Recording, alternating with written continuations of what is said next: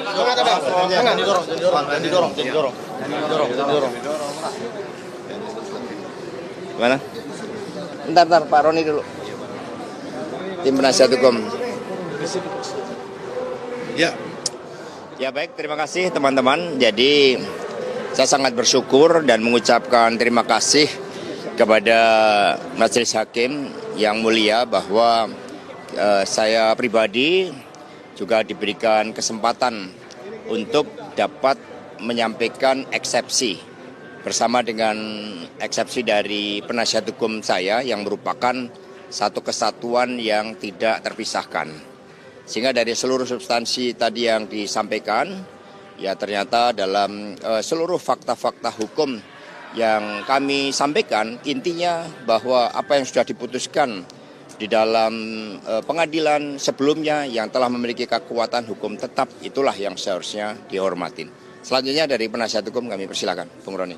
Ya, makasih teman-teman bahwa tadi kan kita sudah sampaikan dalam eksepsi ada beberapa catatan koreksi yang kami melihat itu adalah hal yang fatal terkait dengan penerapan pasal, kemudian kronologisnya secara tidak lengkap, kemudian peristiwa yang sudah dipersidangkan dan sudah ingkrah 2020 didaur ulang. Yang perlu kita sampaikan bahwa yang kita melihat titik dari terkait dengan obstruction of justice itu terjadi itu di proses penyidikan, di penuntutan dan pemeriksaan sidang, bukan di penyelidikan. Ya teman-teman, kemudian apa yang disampaikan bahwa telah terjadi obstruction of justice, bahwa handphone saudara Kusnadi yang didakwakan, bahwa apa yang disampaikan oleh JPU, handphone tersebut disita oleh KPK, penyidik KPK. Jadi tidak ada dalam hal ini menghilangkan barang bukti atau merintangi penyidikan. Kemudian hal-hal yang lainnya saya pikir bahwa suap sudah pernah diuji, sudah pernah diperiksa secara utuh dan sudah disampaikan bahwa uang tersebut adalah dari Harun Masiku. Mungkin poin-poin ini yang kita sampaikan supaya jelas di publik bahwa apa yang sedang kita jalani ini adalah bentuk dari proses penegakan hukum yang kita juga memperjuangkan keadilan untuk Sekjen PD Perjuangan. Karena apa? Ini bisa terjadi sama siapa saja apabila penegakan hukumnya secara urak-urakan, tidak sesuai dengan KUHAP, dan kita lihat apalagi dengan muatan politis. Kami harapkan ini tidak terjadi kepada masyarakat kecil. Terima kasih. Mas, tadi kan sempat disebut juga adanya intimidasi dari pejabat negara agar tidak memecat Jokowi sebagai kadernya. Itu siapa Mas, dan intimidasi apa saja yang diberikan begitu? Ya teman-teman, nanti kan ada agenda pembuktian.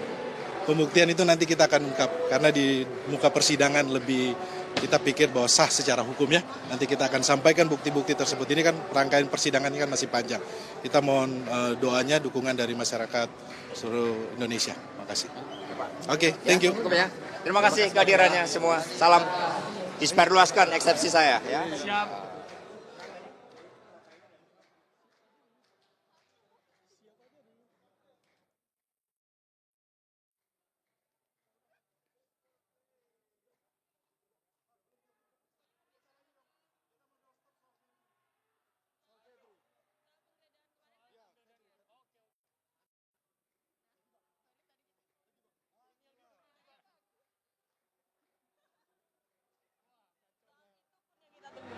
Apa? Mulia kalau bikin judul seru. Ya, Febri. Ayo yang lain. Tolong, yang lain. Bang Anton, Bang Erna.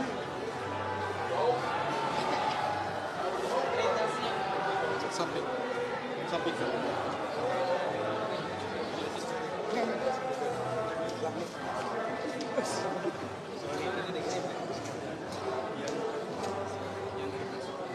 Teman-teman, agenda persidangan hari ini berjalan baik dan lancar.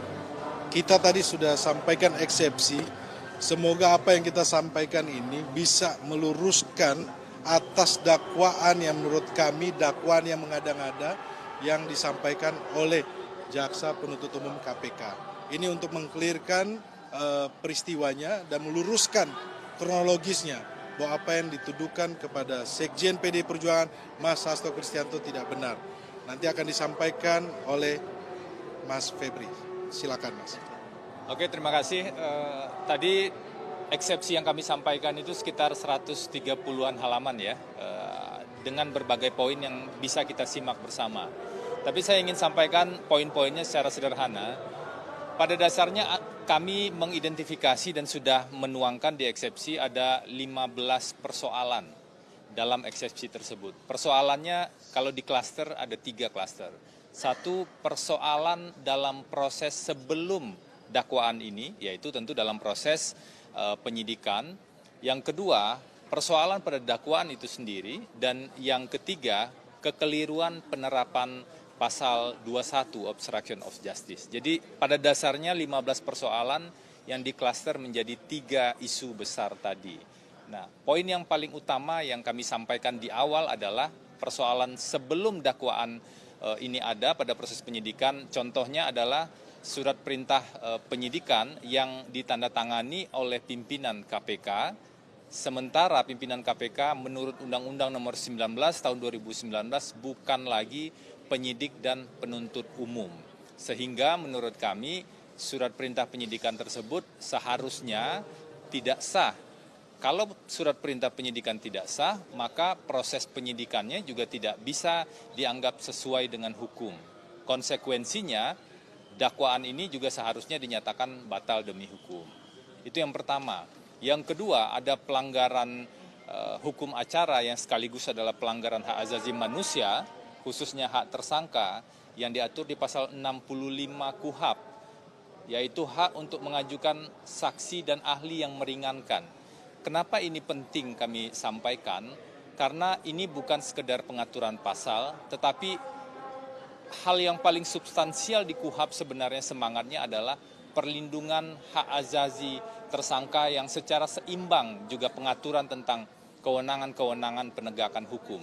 Jadi jangan sampai proses penegakan hukum kita dengan mudah bisa menabrak aturan dan dengan mudah bisa melanggar hak-hak tersangka. Padahal itu dijamin secara tegas. Dan kita tahu Pak Hasto haknya tidak diberikan karena pada saat itu KPK buru-buru melimpahkan perkara dari penyidikan ke penuntutan dan kemudian ke proses persidangan seperti yang kita lihat hari ini. Kemudian dari aspek dakwaan. Dari aspek dakwaan kami menemukan cukup banyak persoalan, yaitu kekaburan penyusunan dakwaan. Mulai dari hal yang sederhana terkait dengan kesalahan penulisan KUHP dan KUHP, tadi juga sudah diuraikan sedemikian rupa, sampai dengan peristiwa-peristiwa yang saling bertentangan. Jadi pada dasarnya konsep utama dari pasal suap itu adalah delik berpasangan. Putusan hakimnya sudah banyak, pendapat ahlinya juga sama pendapatnya. Kalau delik berpasangan itu ada pemberi, ada penerima, dan fakta dan peristiwanya harus sama. Nah, dalam kasus ini faktanya berubah. Kami menemukan ada 3 fakta yang berubah.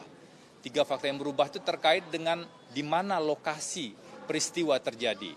Soal locus delictinya, kapan peristiwa terjadi, tempus delictinya itu berubah. Dan yang paling fatal adalah perubahan tentang siapa yang memberikan uang sejumlah 400 juta. Pada 2 dakwaan sebelumnya, pihak pemberinya adalah Harun Masiku. Dan putusan pengadilan clear mempertimbangkan hal tersebut, mengatakan bahwa sumber dana tersebut semuanya dari Harun Masiku, termasuk yang 400 juta. Tetapi di dakwaan yang terbaru, tiba-tiba berubah. 400 juta itu dituduhkan seolah-olah Pak Hasto yang memberikan. Ketidakkonsistenan ini melanggar prinsip dasar tersebut. Selain tidak konsisten antara dakwaan dengan putusan, tetapi juga melanggar prinsip dasar tentang suap sebagai delik berpasangan. Nah, kemudian terkait dengan obstruction of justice.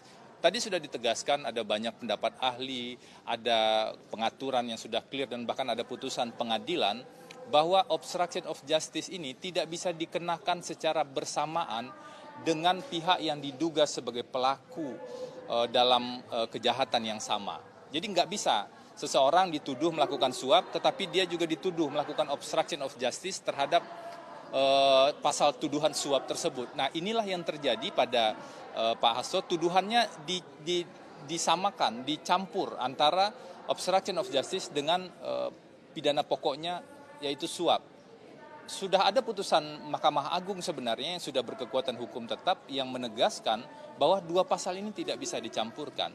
Sehingga seharusnya penerapan pasal 21 Undang-Undang Tipikor gugur dengan sendirinya. Nah, kami berharap ada sikap nanti dari Majelis Hakim yang mulia untuk mengklirkan ini dari awal.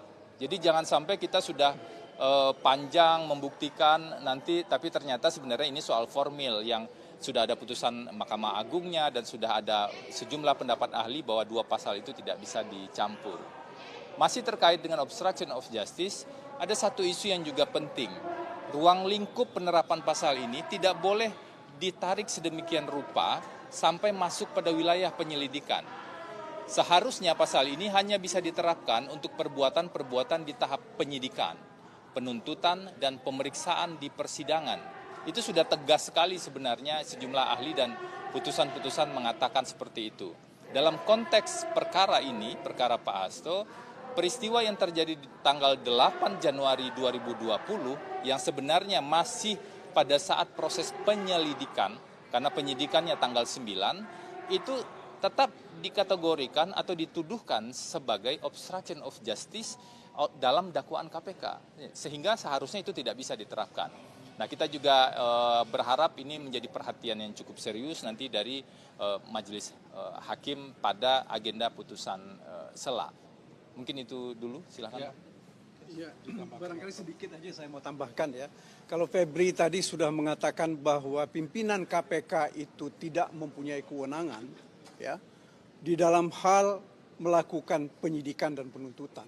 Tapi ada satu hal lagi, kalau kita ke belakang ya, ada putusan Mahkamah Konstitusi yang mengatakan bahwa pimpinan KPK itu seharusnya diajukan oleh pemerintahan terpilih untuk periode 2024 sampai 2029, ya. Kemudian dipilih oleh DPR periode 2024-2029. Akan tetapi Presiden Joko Widodo ketika itu pada bulan Mei, ya, dia memilih tim pansel. Ya. Kemudian hasil tim pansel ini juga yang dia kirim ke DPR. Menurut hemat kami, seorang presiden dia tidak mempunyai kewenangan untuk menafsirkan satu undang-undang atau termasuk diantaranya menafsirkan putusan Mahkamah Konstitusi dan mengubahnya. Ya. Jadi ini yang menjadi persoalan pokok kita sebenarnya, bahwa dari awal pimpinan KPK ini ya, menurut hukum mereka itu tidak sah untuk diangkat sebagai pimpinan. Kemudian, apalagi sekarang, ternyata dengan tidak adanya kewenangan lebih lagi, ya, mereka melakukan perbuatan yang seharusnya hanya bisa dilakukan oleh pihak yang mempunyai kewenangan. Dalam hal menetapkan seseorang menjadi tersangka, kalau KUHP itu kan adalah kewenangan dari penyidik. Di KPK itu ada direktur penyidikan. Mestinya itu yang mereka yang melakukan penetapan sebagai tersangka. Kalau mereka konsisten mau menegakkan hukum berdasarkan ketentuan undang-undang. Ya, itu satu yang ingin saya sampaikan ya.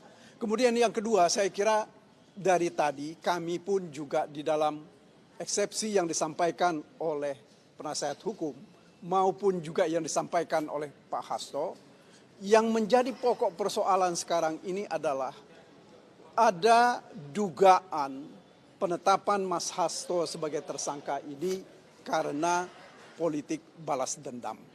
Ya. Ini yang sebenarnya yang harus kita cermati, yang harus dicermati oleh masyarakat. Kita tidak ingin hukum ini digunakan untuk menjatuhkan atau menghancurkan lawan politik. Kita tidak ingin hukum digunakan untuk menghancurkan orang-orang yang berseberangan di dalam hal bersikap, terutama dalam politik. Ini akan menjadi masalah besar nanti. Saya kira itu yang bisa kami sampaikan terkait dengan apa yang menjadi eksepsi yang kami sampaikan tadi. Saya kira begitu, cukup ya. Ada yang mau tanyakan? Kalau Mas Febri Bang, Apa yang ditanyain? di luar kasus ini sih Bang mau nanya soal kemarin penggeledahan yang kantor Visi Law kemarin. ada dugaan cuci uang Pak SYL ke abang gitu untuk cuci uangnya gitu. Gimana Bang? Ya, jadi kemarin itu baca di berita dan saya sedang meeting dengan tim penasihat hukum Pak Hasto gitu ya. Jadi saya fokus sekarang pada pendampingan hukum terhadap Pak Hasto di proses persidangan. Nah, kalau terkait dengan penggeledahan, menurut saya penggeledahan itu kan saya menghargai saja tugas yang dilakukan oleh teman-teman tersebut, meskipun mungkin ada beberapa pemberitaan yang juga belum menjelaskan bahwa saya sejak Desember 2024 kemarin sudah tidak di Visi Law Office. Poin yang ketiga, ini mungkin perlu saya jelaskan. Poin yang ketiga adalah apa yang disebutkan terkait dengan honorarium advokat ya. Jadi yang disebutkan oleh pihak KPK kan kemarin seolah-olah honorarium advokat itu dari hasil korupsi di Kementan, kan seolah-olah seperti itu. Nah itu perlu dipahami semua, undang-undang advokat itu mengatur secara jelas hak terkait dengan honorarium. Sehingga itu adalah sesuatu penerimaan yang berdasarkan hak yang diatur secara hukum. Yang kedua, sebenarnya sudah clear di proses persidangan Pak SYL beberapa waktu yang lalu, bahwa seluruh klien saya pada saat itu menegaskan dana yang mereka berikan, jadi ada penyelidikan, ada penyidikan ya, dana yang diberikan di tahap penyelidikan itu adalah iuran mereka bertiga dari dana pribadi, jadi bukan dari dana Kementan. Bahkan Sekjen Kementan pada saat itu yang jadi terdakwa menegaskan bahwa sejak awal ketika saya komunikasi dengan beliau, saya menolak untuk diberikan honorarium yang berasal dana dari APBN atau Kementan, karena itu kasus pribadi. Seharusnya sudah clear. Nah, kalau terkait dengan honorarium di tahap penyidikan, itu sudah tidak iuran bertiga lagi. Pada saat itu pihak keluarga Pak SYL yang memberikan setelah Pak SYL sudah tidak menjadi menteri lagi. Dan yang disampaikan ke saya pada saat itu tegas sekali Pak SYL bilang ini dana pribadi saya, itu disampaikan di proses persidangan. Seharusnya hal tersebut sudah terpisahkan secara jelas tentu saja karena itu memang dijamin oleh undang-undang. Tapi sekali lagi kalau saya dalam konteks saat ini saya menjadi tim kuasa hukum terhadap Pak Hasto Kristianto, saya sedang fokus untuk memberikan pendampingan hukum terhadap Pak Hasto. Mungkin itu yang bisa saya jelaskan. Boleh sedikit ya, ini yang saya kira yang harus kita cermati ya. Kami terus terang kalau dengan cara-caranya KPK seperti ini kan sebenarnya mereka hendak mengganggu kami ya di dalam memberikan pembelaan terhadap Pak Hasto ya. Jadi gangguan yang diberikan ini kan bukan hanya terhadap ketika proses penyidikan, tetapi sekarang dalam proses persidangan kan seolah-olah kejahatan lain ya yang dilakukan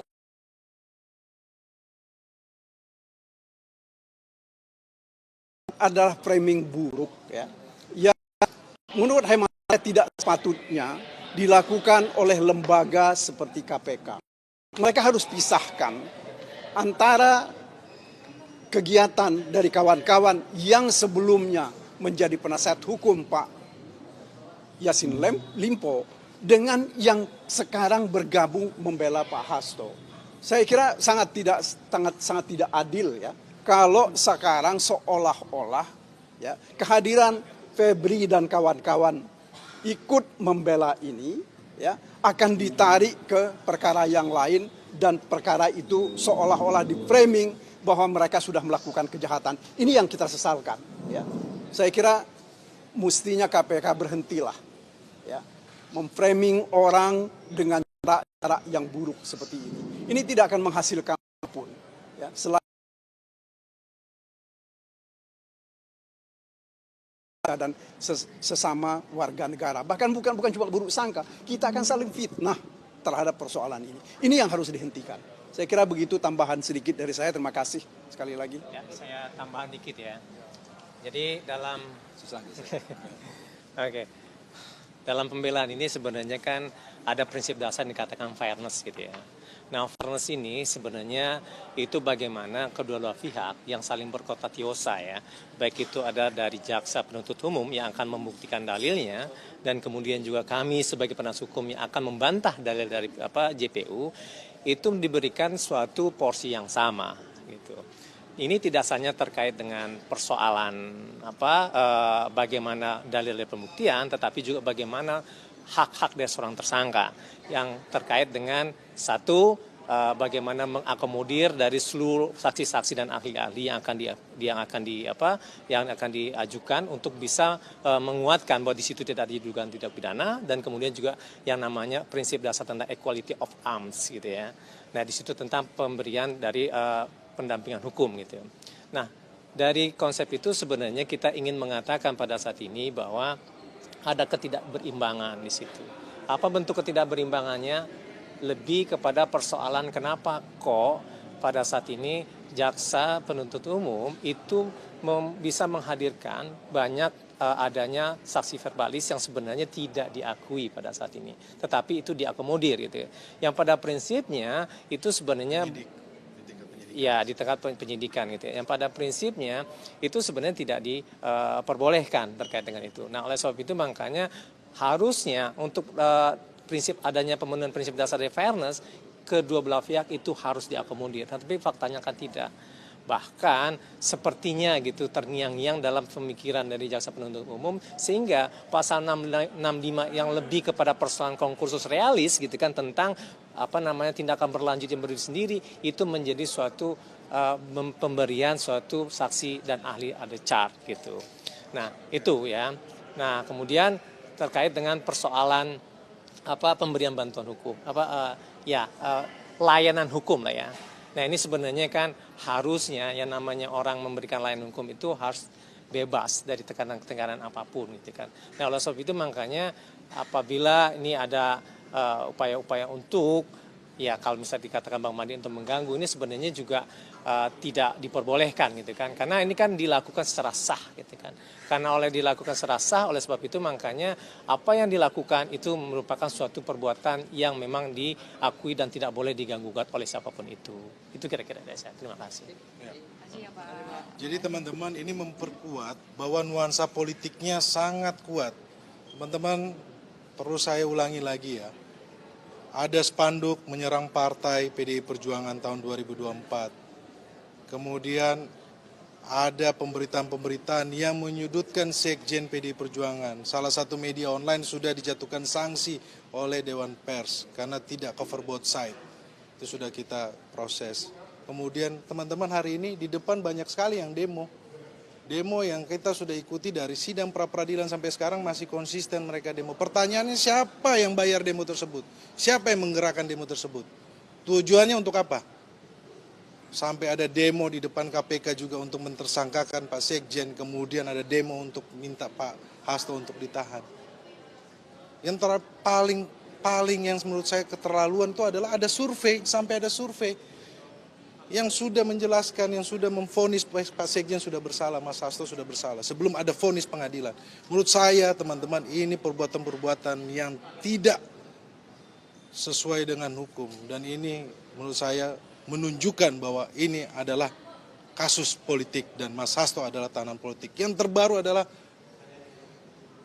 Mas Febri. Kita lihat, kurang dari 1 minggu, saya ingat Jumat kemarin beliau sidang pertama, hari Rabu sudah ada penggeledahan di kantor lamanya. Terus kemudian di framing di media, ini maksudnya apa, tujuannya apa?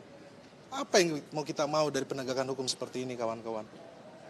Kalau mau fair, ayo kita beradu di ruang persidangan, kita adu dalil, kita adu soal argumentasi-argumentasi hukum, itu fair gitu loh. Tapi sejak awal teman-teman sudah tahu bahwa ini adalah politik. Kasus ini politik gitu. Sampai sekarang udah terlihat jelas. Siapa yang punya kepentingan di sini, tau nggak?